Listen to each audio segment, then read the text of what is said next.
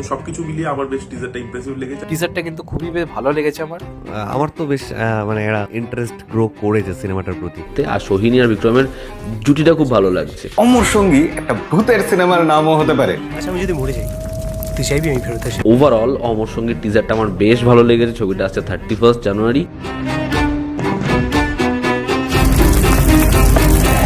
এই সিনেমার নামের মধ্যে যে ইউনিক ব্যাপারটা আছে, ভাবনা চিন্তার ছাপটা আছে, যে আত্মা যোগাযোগ স্থাপন করছে সে কিন্তু মুক্তি পায়নি। সবকিছু মিলিয়ে আর কি, এবং লুক এন্ড ফিলটাও খুবই ভালো, যেভাবে শুট করা হয়েছে জিনিসটাকে দেখতে খুব ভালো লাগছে। আমি মরে গেলে